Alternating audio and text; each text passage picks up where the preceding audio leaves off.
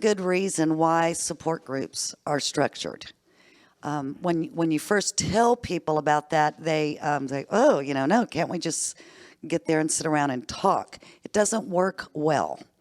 They're structured very much like the AA groups, the drug abuse groups, and the cancer therapy, cancer support groups. They're structured for a reason, because they work. When you don't have structure, you have people who are sharing, and then other people jump in and ask questions, and then somebody else starts sharing, and then you have a couple over here that are talking on the side, and the original person who started sharing doesn't get to share anymore. So they're very structured. Support groups are so important for our folks because a lot of our people have never told anyone what they're going through. They can't talk to their coworkers. Some people have not told family members. And you'll see when they come into your support group, especially as a newcomer, they're very quiet and they're very leery. The very first support group I went to 10 years ago was a drug and alcohol counseling support group for family members. And all the way up there, I told my husband, don't say this, and don't tell them about this, and oh my God, don't even admit this. And we got there and we're sitting there and all these people are sharing and they're saying all the things that I told my husband, don't you dare say that. And it was like, wow, this is crazy. So, I loved it.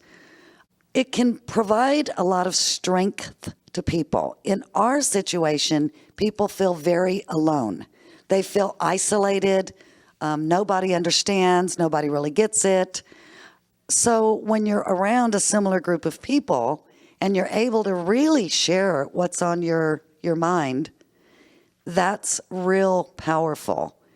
And you will see, if you start a support group, you will see at the beginning, you'll see these members, as we call them, they're very raw, they're very emotional, they're devastated.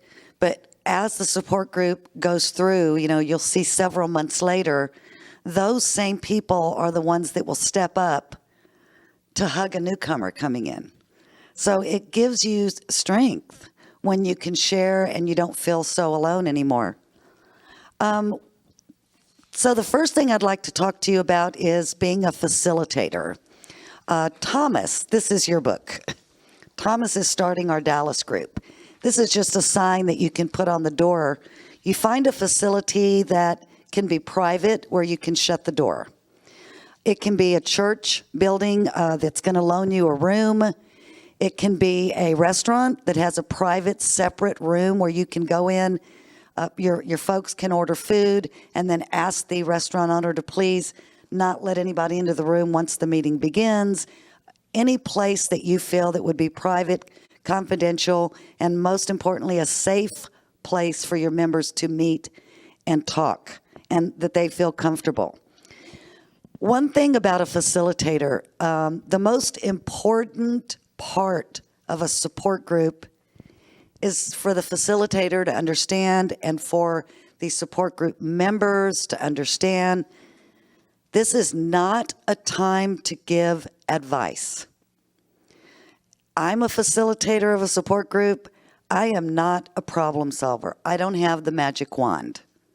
My job as facilitator is to listen, to keep the group structured and to listen.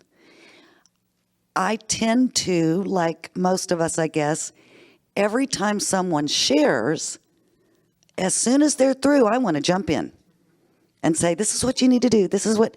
That's not our place in a support group. We're not there to give advice. We are there to listen.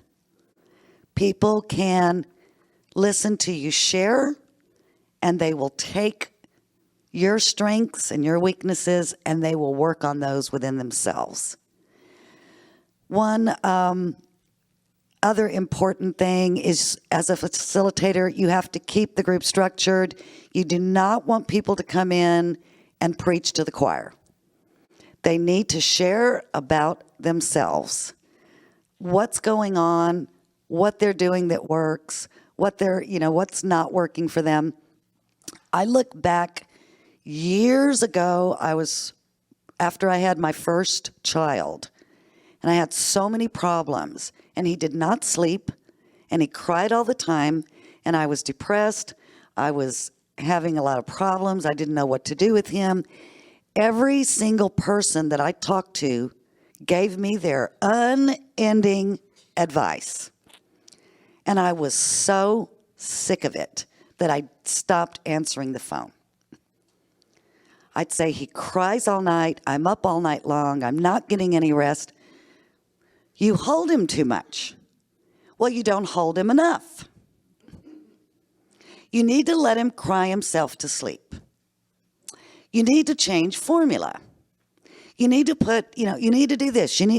I was so sick of it. I did not want advice. I just wanted somebody to listen. I had one lady who would say, well, you know what I did when my daughter was born? This is what happened, and this is what I did, and this didn't work, but this worked for me. And I loved talking to her because she wasn't pushing advice on me. She was simply sharing about what her experience was. That is the same concept with support groups. For people like me, and I know people like Thomas, because Thomas, he's like me, he wants to help everyone. We have to be very careful with that as a facilitator. And we'll also notice you'll see other people in the group, and as soon as someone shares, they want to jump in and give their advice. We're not here to give advice. The first hour, now this is how we do our support groups. You can work this structure, or you can create your own from it. What we do is we have a 2-hour support group. The first hour is very structured, where we go around the room and people simply share whatever it is they want to share. We may have a topic that day. The topic might be resentment, or the topic might be depression. Sometimes people get a little off the topic, but that's okay. Somebody else will bring it back around. So we start out with a topic, and that first hour is sharing, only sharing, one after the other after the other. The second hour is whatever the facilitator wants it to be. It can be just a time for people to connect with each other, because when you're sharing and you're hearing people share, you're like, oh my God, I feel exactly like she does. And in your mind, you can't wait to talk to her. So that second hour might be a good thing just to let people share. If your members in the support group have a lot of legal questions, you might want to invite a lawyer in for that second hour to answer questions. You might want to invite a treatment provider in to answer questions. Whatever you want that second hour to be, you can plan something special, like everybody next month bring a letter to your legislator, and we're going to work on something. It can be a little work session. It can be a number of things, and that would depend on your group and what your group needs. So what we do is, I just want to go through some of the rules that we have. The group, we have support groups, 4 of them in Texas, for Texas Voices members. The group is for members only.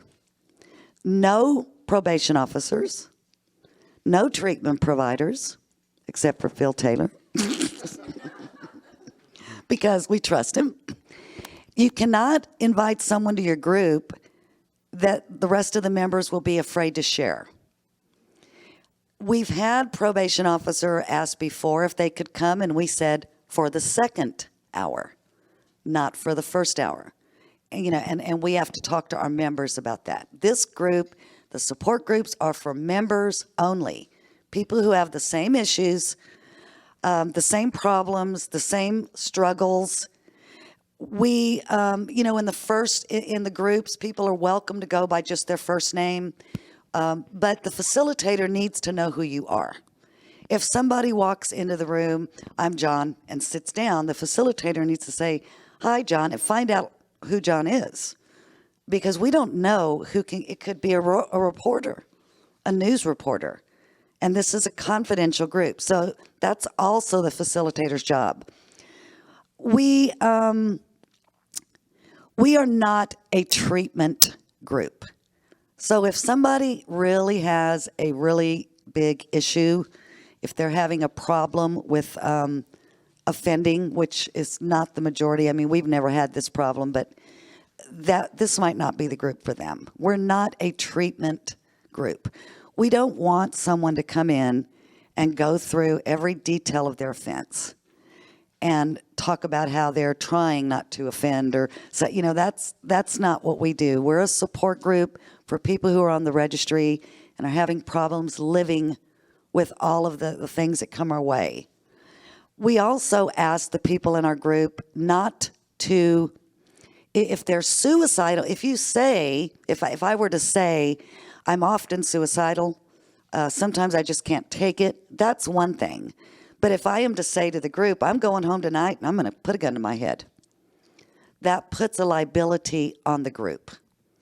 So we ask, if you're going to go and blow up the parole office in the morning, don't tell us in the group. We don't want to be, there's all kinds of little problems that come into to play in the group. The facilitator has to keep an eye on those.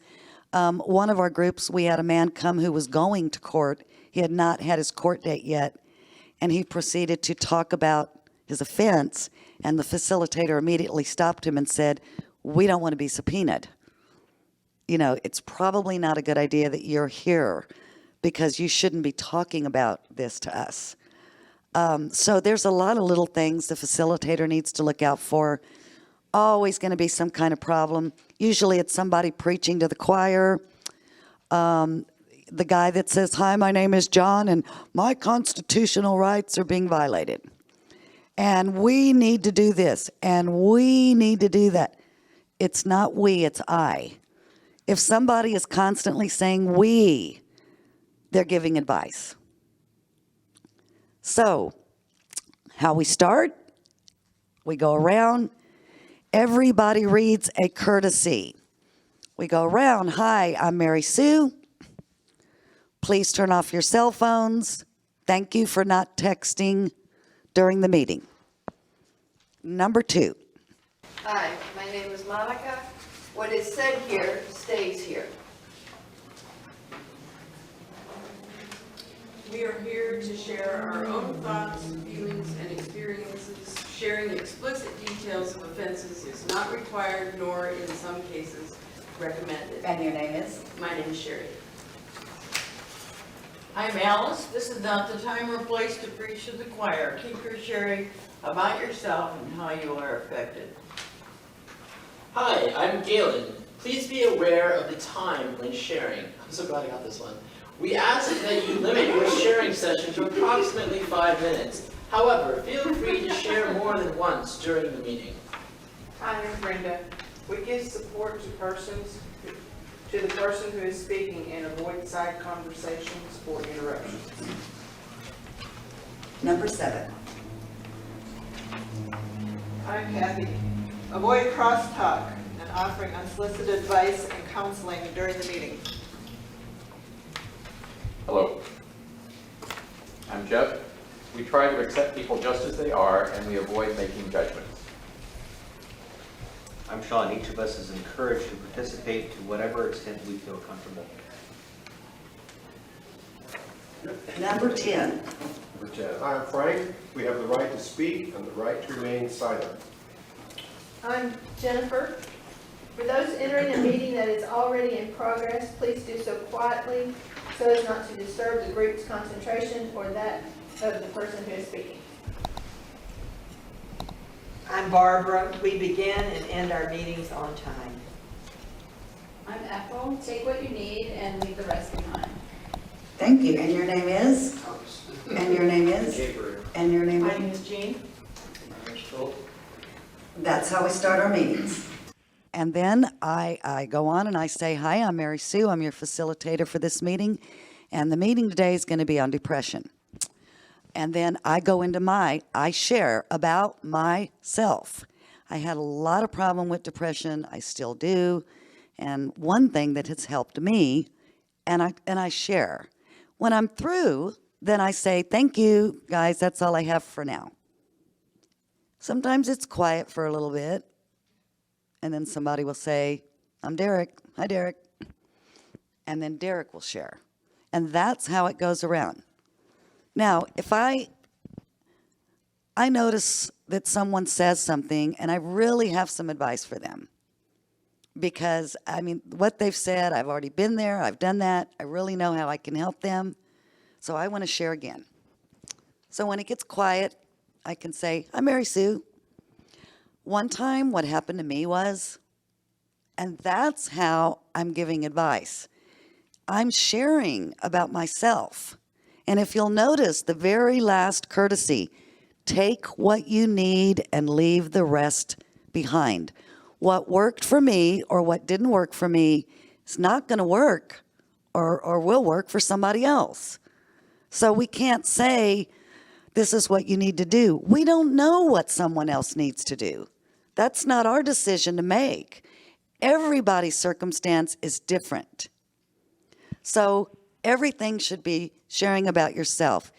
In a sense, you are giving advice, but you're not. You're not pushing that advice on someone. You're just simply sharing about how things are going for you. That was 3. Number 4, oh, that's a real tough one. You will see people do that all the time.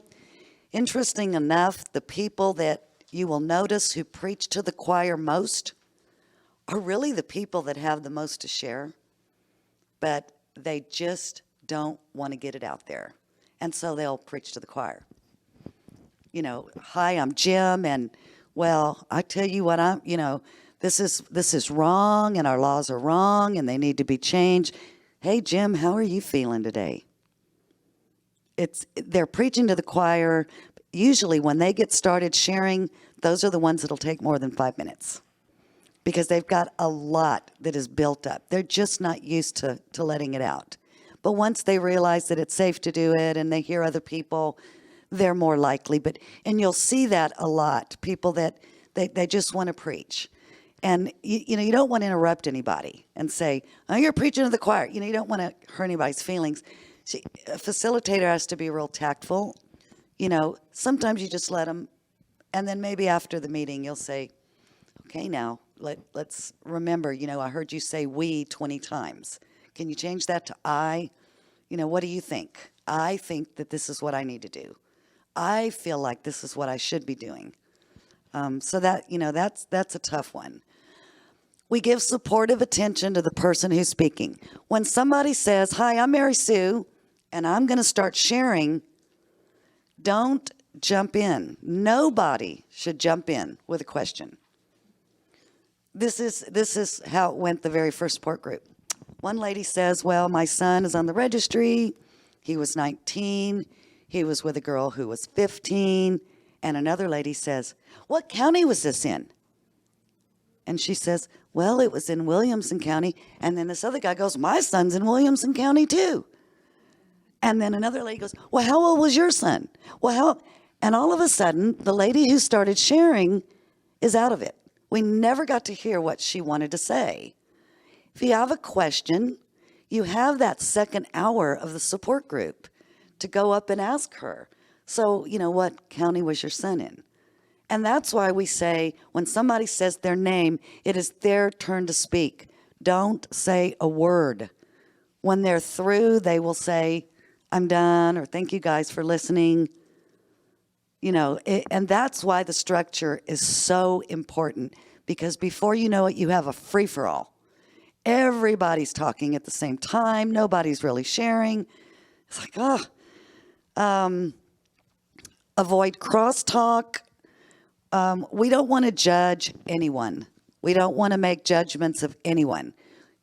People don't have to come in and tell their story, every detail of their story. We really don't need to know the details of their story. A really short, if you want to tell your story, fine, but you don't need to go into every detail. And the reason we say keep it to 5 minutes, you always have that one person who will talk for 30 minutes and say nothing. They'll go on and on and on and on and on for 30 minutes. Say what you want to say, in 5 minutes. Address the topic or address what the group is talking about, and then let everybody have a chance to speak. Now, occasionally you'll have, you don't really want to time anybody. You'll have somebody that's in a lot of pain and that really needs to talk, and they'll go over that 5 minutes, and that's okay. This rule just kind of keeps everybody aware that, 20 minutes is not a real good amount of time to share. So we have the right to remain silent. You have newcomers coming in. They may not want to speak. They may just want to listen. That's okay. They don't have to speak. Maybe it's not a good time. One of our groups, we had a guy, and 3 groups in a row, he never said one word. And the 4th group, he really shared, which was real special. We just try and keep it quiet. If you enter late, just come and sit down. One rule is we begin and end our meetings on time. If you say 7 o'clock and you start at 7:10, people will start coming at 7:15. If you start at 7:15, people will start coming at 7:30. Couple of share little stories. One of our groups, there was a man who came in and he had called me and he said, I'm on parole, but I got permission to come to your support group, and he gave me his name, and I said, absolutely, I think you should come. And he came that night, and a couple of us ladies were expecting him, and he walked in, and we said, who are you? And he told us, and we went, oh my God, and we hugged him. And he stood there very stiff, and he was real, and we thought, oh, not very friendly guy. But, regardless, we had hugged him and made him feel real comfortable. He was a newcomer. And so we sat down and everybody shared, and, he didn't say much. He just kind of looked at everybody, and we thought, oh, this might not be a good group for him. And at the end of the meeting, he shared. He had just gotten out of prison after 10 years. And he actually cried, and he said, I haven't had a hug in 10 years. And I could not imagine why anybody would want to hug me. And I feel so grateful to be here. Oh my God, we all started bawling, but I mean, that's the kind of things that happen. You can't judge anybody. You don't know where they're coming from. And that was exactly what had happened. He walked in, we rushed to him and hugged him, and he was just so freaked out by that because he didn't know what to do.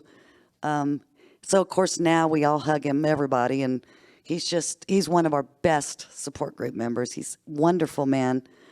Great leader in the group. A lot of good stories. Jobs, employment. It's a great place to send people for their support groups. We get so many calls. I live in Austin. I live in Dallas. I can't find a job. I can't find a place to live. Can you help me? I'm in San Antonio. Texas Voices is not an employment agency. We are not apartment finders. We do the best we can. But, everybody is looking for a job. Everybody is looking for a place to live. So our best answer to that, go to your local support group. Those people live in your area. Somebody there may know of a place or a job for you. Thomas went last month to the support group in Fort Worth, and he shared about, not having a job, and one of the other guys came up and said, hey, I got some ideas for you, and Thomas goes to work next week. So it's the power of support group. You get very, very connected to the people that are in there. Very, very connected, because when people share and they share honestly, you start connecting heart to heart, and there is no other connection better than that. I love to try to, as a facilitator, inspire people to really share the things that they wouldn't normally share. One thing that I shared at one of the support groups that I got a lot of response from was when I would be driving and I would see a car in front of me and I'd see the bumper sticker that said, I'm an Aggie's mom, or my son goes to Texas A&M or I would feel this, I guess, resentment or like, why isn't that my son? You know, my son's in prison and it must be nice, that kind of thing. Like, oh, must be nice, you know, to be able to brag. So I bought a bumper sticker after a while that says, my son is an honor student at the WIN unit, which is prison unit. But they have my son is an honor student at prison unit. So it's kind of a way for me to address this feelings that I had. But you know, there's a lot of things that we hold really deep, like the resentments, the depression, these kind of things, and we think about them, but we don't talk about them because there's really nobody to talk about them to.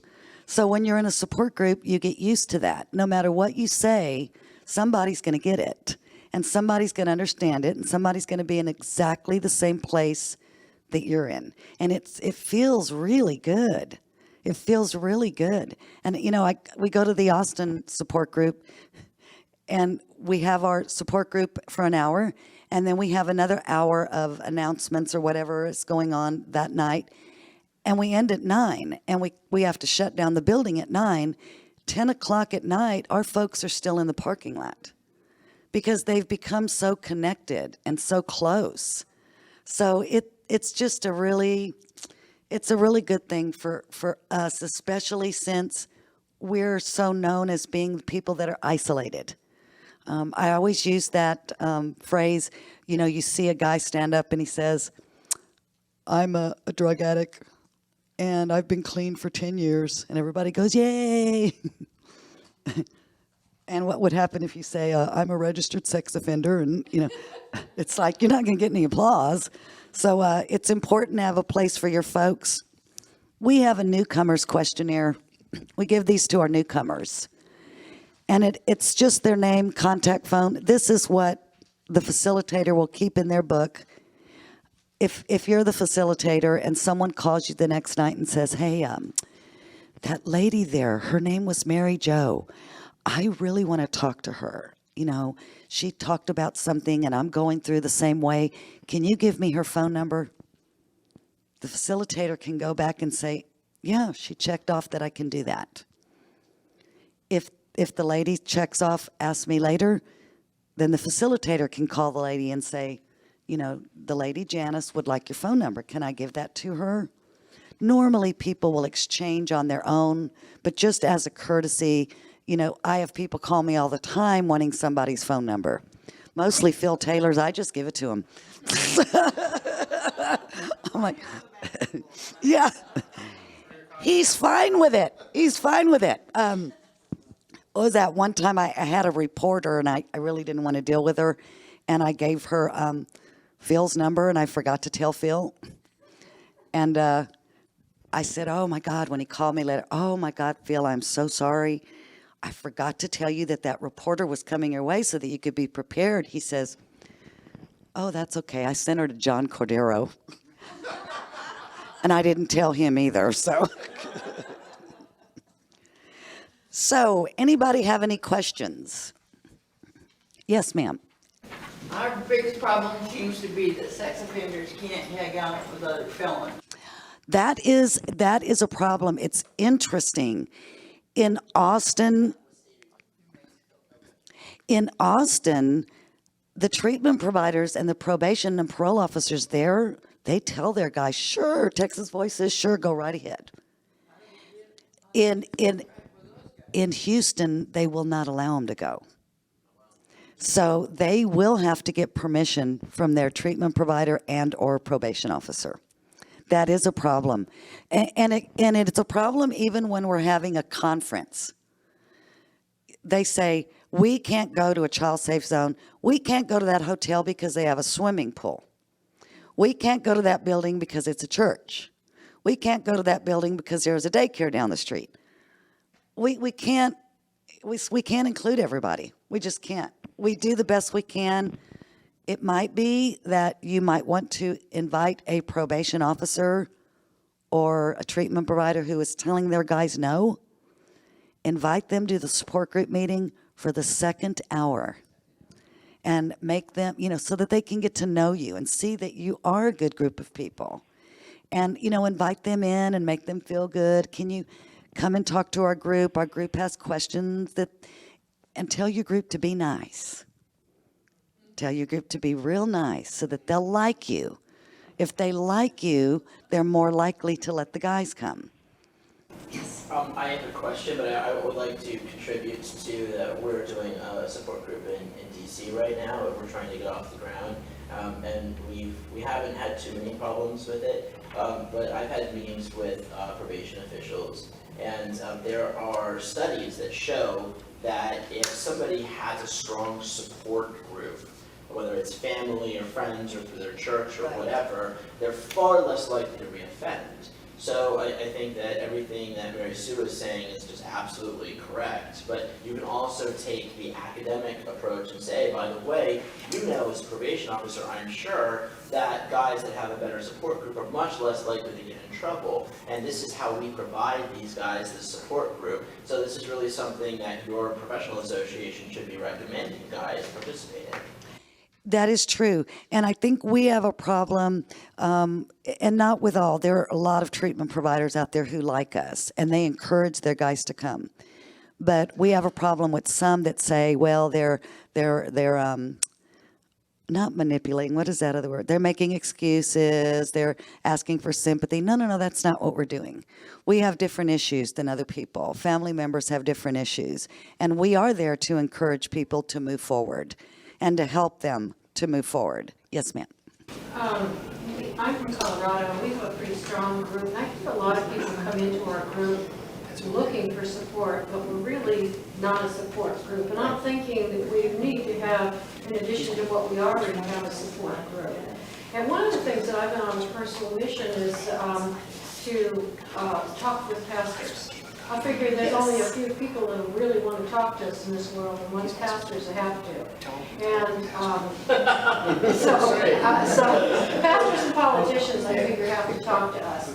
But anyway, I'm stunned because I actually belong to two large churches, one in Colorado and one in Florida, because I live 50-50. And there's no support groups that address this type of thing in any of the churches that I can find. And I didn't, when I talk to ministers, I'm getting better at this, but when I talk to ministers, I find they're not particularly empathetic. And which was a big surprise to me. Usually, if you find a place where they have AA meetings, and usually those type of facilities will allow you a room. We don't go in and say normally to the church, we're a group of people who are registered sex offenders and their family member. We say we're a criminal justice reform group. And we work with people who have loved ones incarcerated. We work on reentry issues. We don't just go in and say, you're going to have a bunch of registered sex offenders in your church. Now, if we get a reception to that, then we say, well, specifically, we have a bunch of people who are, quite a few people who are required to register, and their family members. Always put in the family members. And then we've had really good luck with churches loaning us rooms. Incidentally, one thing that we do at the very end of the support group, we pass around a bucket for donations. And we tell people, this isn't for you to give a big donation to Texas Voices. This is for you to give us a small donation, even $1 or $2, to your support group. Normally what we do, especially with the churches, half of what's donated, we donate back to the church who's loaning us the room or the facility that's loaning us the room. The other half, the facilitator can designate a secretary. That can go for if you want to give your support group a Christmas party and order pizza. Handouts, you might want to print handouts out for your folks. It can go coffee in the coffee fund if you want to make coffee for your people. So you always have a little bit of a kitty. And we always pass the basket all the time. Some of the support groups have gotten quite a bit of money, and they say, we got more than we need. We're going to donate some back to Texas Voices. That's fine. Just keep some in your kitty. Yes, Barbara. First of all, Jean, we'll talk later because I think we're going to chink the Florida armor with Dr. Perry Morgan. But my official question is, there's a lot of discussion around the oversharing and extended time and such. And as a facilitator, it is a very gentle issue to be handled. And you had to deal with that last year. Well, thank you, but You did. is there training available for the facilitators to be able to do that when and if it's necessary without? You know, and that's kind of a learned thing. You have to tread very carefully when you're a facilitator because you have a group of people who are in a lot of pain in most cases. You don't want to hurt anyone's feelings. You did a great job last year. For those of you that weren't here last year, we had a few people when the professional spoke, they were supposed to ask a question. And instead of asking a question, they wanted to share their story. And we're talking 20, 30-minute story. And Barbara was the one that had to kind of, because, you know, we're on borrowed time here. We're asking questions. It's not a time to share a 30-minute story. So sometimes it's like, the facilitator may want to jump in. I mean, and you're talking when it's just really going on and on and on and say, I'm so sorry about all this. Let's you and I talk later, you know, or something like that. There is really no training. It's just having a really good heart and treading very carefully and doing what you can to kind of, you know, or you may even want to look at I mean, and I'm talking extreme cases. You know, where the person is just, it's a hard thing because you don't want to stop anybody who really needs to share. But then again, if you have one person who continuously rambles on for 20 to 30 minutes, your members are going to stop coming, you know. So you have to kind of make sure that, you know. If I may add, there are trainings, though. There's a nationally training that can be upwards of $2,000 and $3,000 called facilitated leadership. For example, I earn my stripes facilitating school board members. If you want to do anything, that's I'd rather have a root canal. Yeah. But so there are learned skills, and there's a natural affection too that you can have for others, the humanity. Yes, there are learned skills, and for a good facilitator, they will talk to the other facilitators and see, how are you dealing with this? How are you doing that? And the bottom line is, every now and then someone will come into your group that is just not right for the group. Support groups are not for everybody. And every now and then you'll get somebody there, Phil Taylor. The ladies in Dallas had to call Phil to come handle one of those, that is just not right for your group for one reason or another. One of the things that kills me is I hate it when some of our older members say, well, I don't go to support groups because I'm doing really good and I don't really feel like I need them. Really? Well, what about the newcomers? If you're doing so well, isn't there some value in helping out the people who aren't doing well? I mean, could you go once a month for 2 hours to help someone who's coming in that might like to hear what you have to say and how it is that you're doing so good and how you got there? You know, so, you know, we don't want to think about ourselves, folks. I mean, yeah, we're glad you're doing good, but come on in. There's a lot of people who come in who are not doing so good. They meet once a month for 2 hours. Yes. Well, I have a question. So these support groups, are they, a couple of questions, are they for offenders or for families? They are for both. For both. And then if you don't have one, where do you find one? Where do you go about finding a group? Well, you can start your own. You can start your own, which would entail having to find other people that are registered or their family members. Well, and then if I were to start my own, then how do I advertise it? We do it on our website. We don't put an address out there because we don't want people showing up. We say, if you're interested in support groups, call Texas Voices. And we yes, sir.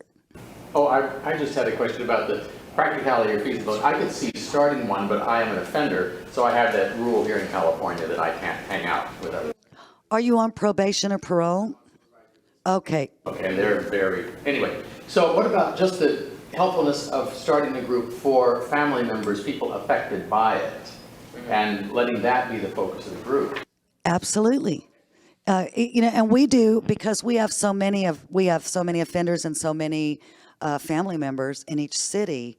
We open it up to both. But for instance, the Austin group is growing so big. At some point, they might decide to. This was my suggestion. Why don't y'all split this, and the family members can meet over here, and the guys on the registry can meet over here. And, because y'all have different issues. But they've been together for so long, they're like, oh no, we're not splitting up. So I'm like, okay, whatever, don't listen to me.